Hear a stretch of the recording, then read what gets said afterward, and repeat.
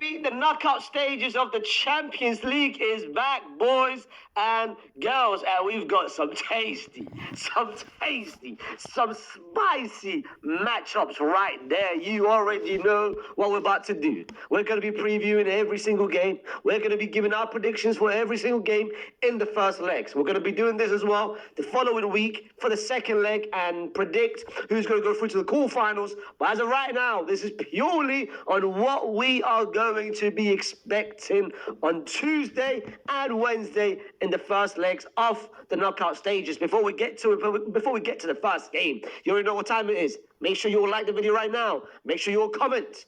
Comment your own thoughts, comment your own predictions, comment what game you're looking forward to the most. And also, subscribe to the hype. All right, that's fine. I don't know, fam. Just hype, fam.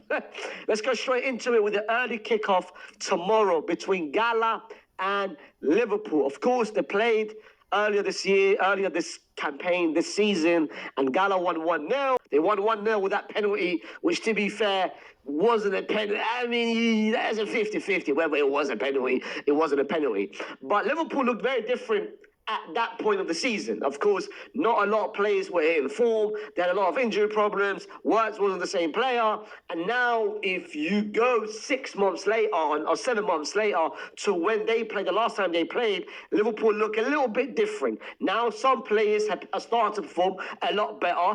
Initially, start of the season, the first 3 to 4 months, it was only a bus line. Now you can say Alexis is starting to perform better. Now you can say Salah scored a couple of goals. Maybe he's performing better. Now you've got Wirtz performing better. But the only thing which is still the same from the start of the season till now is the manager, Arne Slot. It's still the same act. The guy hasn't changed anything. The guy hasn't, tactically, still the same. Liverpool looks the same. Defensively, they still look the same. They still look leaky. Anyone can score goals against them, especially the fullback, where it's so easy. It reminds me like a Barcelona thing, where it's so easy to exploit that fullback thing. And that's why Liverpool is different. Is like you have to look at this tie and say they've got everything going their way at the same time. Gala, yes, what they've done to be in this position is very impressive. They beat Juve, they knocked out Juve, very impressive in the play-ins. However, the way they did it, you know what I mean? The way they knocked out Juve, the way that second leg turned out to be is what, to me, is not giving them a lot of respect in kind of way. Like, after the first leg, when they beat them 5-2, I'm like, you know what, Gala? I'm sorry, you man could be dark horses. But after what happened in the second leg, after what they did in the second leg, allowing Juve to come back from behind, despite having 10 players, and even extra time, there was a moment where Juve could have scored that fourth goal as a Zagrova, that massive miss. Gala, that second leg, I wasn't happy with their approach. I wasn't happy with the way they entered the game.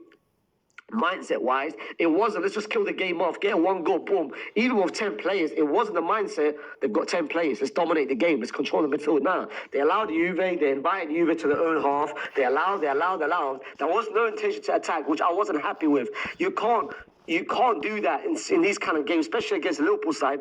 That will hurt you. Liverpool will hurt you. And I feel like now Liverpool look very different to what they were at the start of the season. The first leg, of course, has been playing a Gala. If you ask Liverpool fans, would you take a draw, potentially, and then, of course, finish the game off at Anfield next week? But I high-key, I feel like I can't see Liverpool losing. I can't see Liverpool losing. I'm expecting, my prediction for this game is I'm going to go with a 1-1 draw or 2-1 Liverpool win. I don't see Liverpool losing tomorrow. I just don't see Liverpool losing tomorrow, and that's my prediction for this game. Then we go to Atalanta versus Bayern Munich, and this is pretty much Atalanta's only chance to get something from this game, to get something from this tie, is they have to win this game, and they have to do it convincingly. Winning would be an achievement on its own, because Bayern Munich, of course, what they've done, of course, the league is pretty much done. They've got an 11-point cushion ahead of Dortmund. I don't know if you guys saw what happened yesterday. Yesterday, Bayern Munich had a training session, and company changed changed it, fam. They're like, rather than doing a training session, let's do a barbecue session, fam. Let's do a barbecue, invite the families over, invite the kids, invite the wifeys, invite the moms, the dads, and they had a nice little barbecue, little session with every single person, inviting their family, fam. So you could tell the way Bayern is approaching these kind of games and this kind of run, them man are complacent, fam. Them man are calm, them man are collected. They know what time it is. They know right now it's not crucial time. Right now it's not crunch time. Once quarterfinals ring in, that's when that little gear will go up another level. For me, this game, I don't see like what Atalanta have done. Of course, the only Italian team to be in this tournament is of course very impressive. That remontada against Dortmund, coming back from behind and beating Dortmund is impressive as well. But I think the run will end now, fam. That nice little Cinderella run, of course. The Gasperini left. I thought Atalanta would be nowhere near this position. But the fact, even without Gasperini, they still managed to do this without looking as well. They still managed to do this. Pretty impressive, but I'm expecting Bayern to win tomorrow, and I think it's going to be with a... Whoa, Nico Jackson? Harry Kane. I'm still expecting Harry Kane to start. I'm expecting... Wait. If Harry Kane is playing, Bayern will win. If Harry Kane is not playing, you've got a big advantage for Atalanta, and you must win without Harry Kane. But I'm still expecting a Bayern to win. Then Atletico versus Spurs.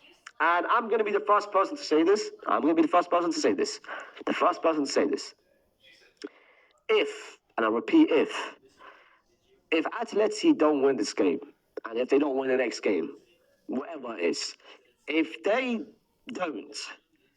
allow Spurs to go through, if they allow Spurs to get 1 point from this game at Wanda, I will be the first person to say that La Liga is officially, and I repeat, officially finished. If you allow a team that's yet to win a single league game in 2025, and we're in March, by the way, if you allow that kind of team, that kind of players, that kind of manager with Tudor, if you allow them to beat you when everyone is beating them, fam, wallah, I would never ever gas up. I would never ever hype up the league ever again. Ever again. La Liga, reputation is on the line, fam.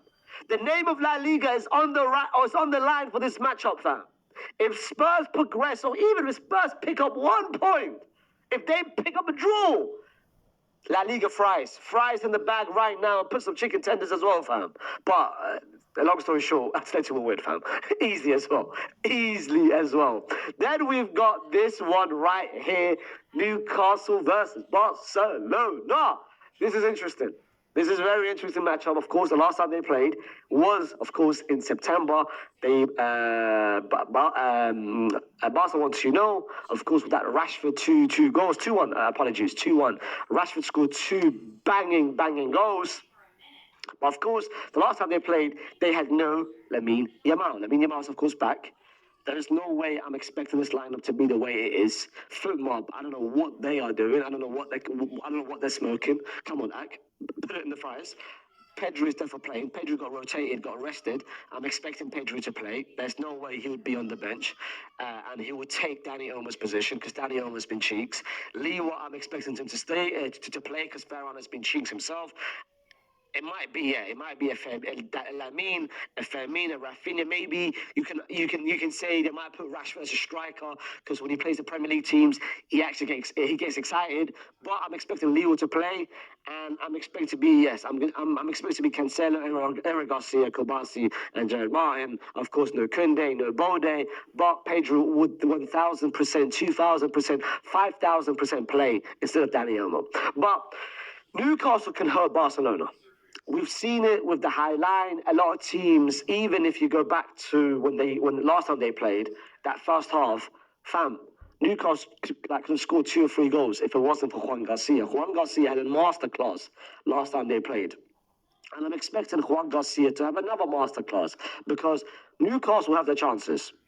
They will attack. They will try to exploit that right-hand side of Cancelo, that left-hand side of Jared Martin. They are going to use the pace, of course. Where's Anthony Gordon? Wait, what's going on? Where the hell? Wait. Where the hell is Anthony Gordon? Is he injured, fam? Did he play last game? Anthony Gordon came off the bench. Why? What's this lineup, fam? What Anthony Gordon is 1,000% playing. This is fries. You're not playing, maybe him on the right. You're playing Anthony Gordon. The pace of Anthony Gordon, the pace of Barnes, I would play Elanga, even though Elanga's been cheeks. I would use the pace of Elanga, especially with that high line of Barcelona. I would play Elanga. I would play a Anthony Gordon up front. I would play maybe an Osolo, who's very, very quick. Harrison Barnes. That's a Harrison Barnes, NBA player. Newcastle will get their moments, but at the same time, I'm expecting Barca to get their moments, especially with the Pedris in the midfield, especially with the Lamine Yamal, especially with the Rafinha. I'm expecting this game. I think Barca's going to win, and I think it's going to be a high-scoring game. I'm expecting this to be a 3-1 Barcelona win. That's my prediction. Then we've got Leverkusen versus Arsenal. That's not really much time to even waste on this. You know what I mean? This is going to be the most predictable Arsenal win. This has got 2-0 Arsenal win written all over it, fam. 2-0 Arsenal win. They're going to score late in the first half. They're going to score early in the second half. They're going to keep the clean sheet, and it's going to end that. It's going to end that way. It's going to be 2-0 with a header from Gabriel, with a penalty from Bukayo Saka. That's the way I'm predicting it. Arsenal with a comfortable win against Leverkusen. Then we've got a very interesting matchup. I'm going to be real. A very, very interesting matchup between Bodo Glimt and Sporting.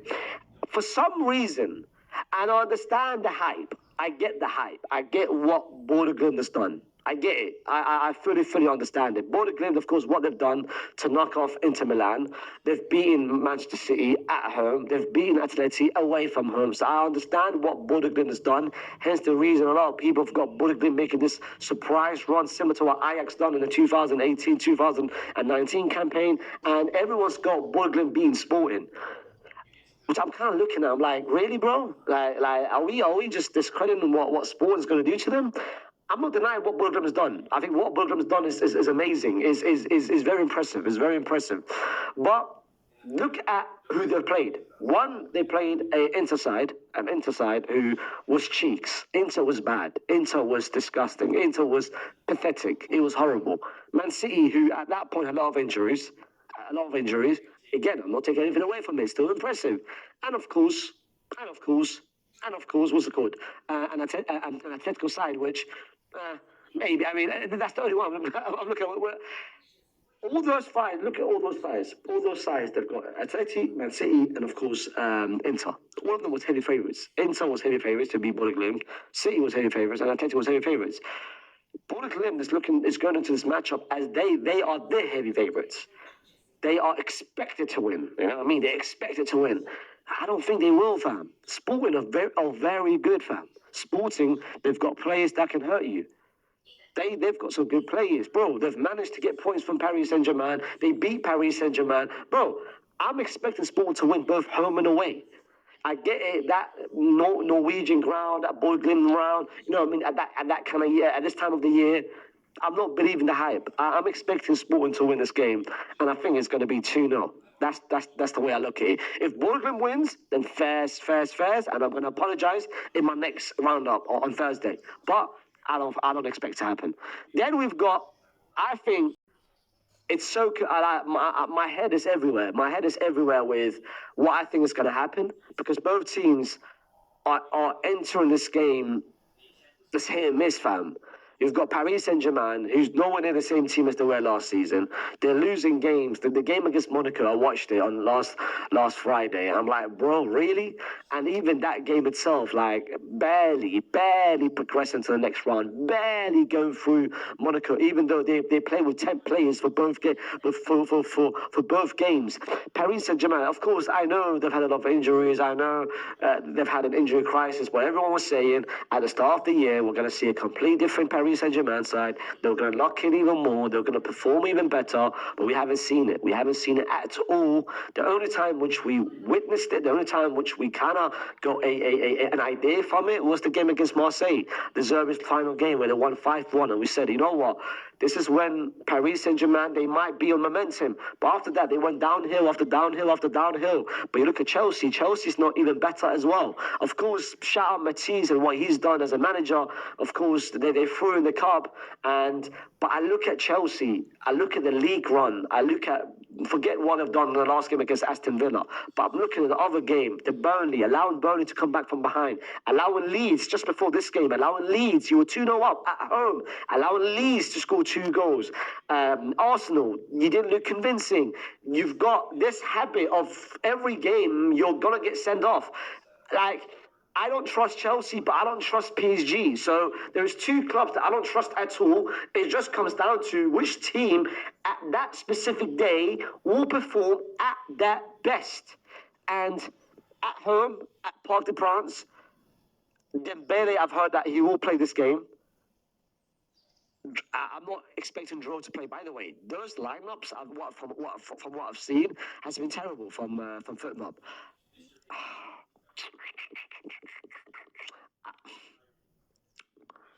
I think PSG will win this game. I think PSG will win the first leg. Second leg, depending on what the scoreline of this leg will be, it's interesting. But I think in the first leg, purely in the first leg, I think PSG will win. I'm gonna give it a PSG win of 4-2.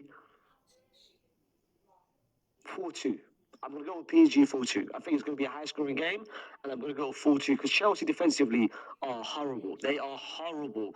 They are not a good defensive side, especially with what we saw against like Chelsea are expected to concede goals, and you're expected to average about 3-4 big chances against Chelsea. Every side has done it. Like, they don't have a good defensive scheme.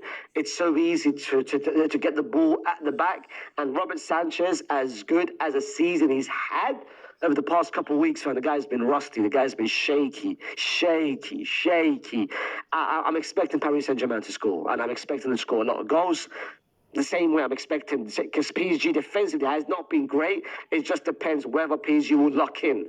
Are they going to lock in? Because this defensive 4 was very good last season. So are they going to lock in this time around? I don't think they will. So that's why I'm expecting goals from both sides, but I think PSG will have a lot more goals, and I think they will cherish this game, and they'll lock in this game a lot more compared to what they've done in the previous game. So I'm expecting Paris Saint-Germain to win this game 4-2. Of course, the last game, as I said, Madrid and Man City, that's going to be out on my main channel in the next couple of hours, because this game itself, there's a lot to break down, and we're not going to make this video about 40 minutes long. But anyway, those are my predictions for every single one of those games. As of right now, I'm predicting Liverpool to win, Bayern to win, Atleti to win, Barca to win, Arsenal to win, Sporting to win, Paris Saint-Germain to win, and find out on my main channel who I think is going to win this game. Put down in the comment section what your predictions are in the first leg of every single one of those games. Put down in the comment section which game you guys are looking forward the most. Of course, like the video, subscribe to the channel, and I'll see you soon with another video. Peace.